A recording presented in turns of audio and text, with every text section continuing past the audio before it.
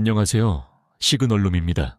2026년 2월 10일 화요일, 오늘의 부동산 뉴스 지금 바로 시작하겠습니다. 뉴스 1, 오늘부터 외국인 부동산 거래 신고 강화, 투기 차단. 첫 번째 뉴스입니다. 오늘부터 외국인이 국내 부동산을 매수할 때 신고 의무가 대폭 강화됩니다. 부동산 거래 신고법 시행령과 시행규칙이 시행됩니다. 외국인이 주택을 매수하면 비자 유형 등 체류 자격과 국내 주소를 의무적으로 신고해야 합니다. 국내 거소가 일정 거주 이상인지도 확인합니다. 납세 대상 여부를 신속히 판단하기 위한 조치입니다. 토지거래허가구역 내 주택을 매수하는 경우에는 자금 조달 계획서와 관련 입증 서류까지 제출해야 합니다. 취득 후 2년간 실거주가 가능한 경우에만 거래할 수 있습니다. 투기 목적 외국인 거래를 원천 차단하겠다는 겁니다. 해외 대출이나 가상화폐로 자금을 조달한 경우도 명시해야 합니다. 자금 출처를 추적해 시장 교란 행위를 조사하고 공평 과세를 위한 세금 추징기 신속하고 명확하게 이뤄질 것으로 기대됩니다. 전문가들은 외국인 투기 수요가 일부 억제될 것으로 봅니다. 하지만 실수요 외국인에게는 절차가 복잡해져 불편이 가중될 수 있다는 지적도 나옵니다. 뉴스2, 서울 전세 월세 전환 5년 내 최다, 전세 구하기 바늘구멍. 두 번째 뉴스입니다. 서울에서 전세를 월세로 전환하는 계약갱신이 5년 내 최다를 기록했습니다. 전세 구하기가 바늘구멍입니다. 왜 전세가 월세로 바뀔까요? 집주인 입장에서 전세는 리스크가 큽니다. 전세 사기 여파로 보증보험 가입이 까다로워졌습니다. 전세금 반환 부담도 있습니다. 차라리 월세로 안정적 현금 흐름을 확보하는 게 낫습니다. 전월세 전환율이 4.7%입니다.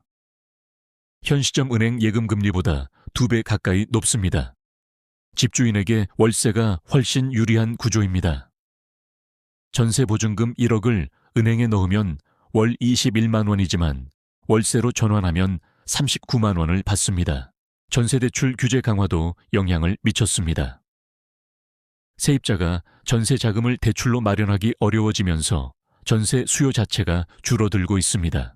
올해 서울 입주 물량이 48% 급감합니다. 2만 9천 가구에 불과합니다. 공급 절벽이 전월세 시장을 더욱 압박합니다. 세입자 주거비 부담이 가중될 수밖에 없습니다.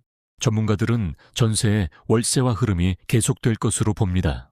뉴스 3, 이 대통령 거품 경고, 전문가들 과열 수준 아냐. 세 번째 뉴스입니다. 이재명 대통령이 부동산 거품을 경고했지만 전문가들은 과열 수준이 아니라고 진단합니다. 이 대통령은 최근 부동산 시장 거품 우려를 제기하며 추가 규제 신호를 보냈습니다.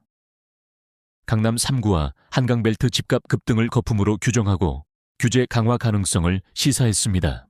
하지만 전문가들은 의견이 다릅니다. 거래량이 급감한 상황에서 가격만 오르는 건 공급 부족 때문이지 투기 과열 때문이 아니라는 겁니다. 대출 규제로 자기 자본이 충분한 사람들만 거래에 참여합니다. 레버리지를 활용한 투기 수요는 이미 차단됐습니다. 25억 초과 주택은 대출이 2억밖에 안 나옵니다. 전문가들은 공급 확대가 우선이라고 강조합니다. 규제만 강화하면 매물 잠김이 심화되고 공급 부족은 더 악화됩니다. 문재인 정부 때 같은 실수를 반복할 수 있다는 우려가 나옵니다. 일부 전문가는 거품 논란 자체가 정치적 메시지라고 분석합니다. 지방선거를 앞두고 서민 주거 안정 의지를 보여주려는 의도라는 겁니다. 뉴스 4, 이주비에 막힌 서울 3만 가구, 공급 빨간불. 네 번째 뉴스입니다. 서울 재개발 재건축 이주비 대출 규제로 3만 가구 공급이 빨간불입니다. 공급이 급한데 이주비에 막혔습니다. 정부는 재개발 재건축 이주비 대출 한도를 LTV 40%, 최대 6억 원으로 제한했습니다. 다주택자는 한 푼도 받을 수 없습니다. 강남권은 평균 이주비가 6억을 훨씬 넘습니다. 조합원들이 이주비를 마련하지 못해 사업이 지연됩니다. 서울시 발표에 따르면 올해 이주를 앞둔 낮 3개 사업장 중 40곳이 대출 규제 대상입니다. 91%가 영향권에 듭니다. 총 3만 1천여 가구입니다.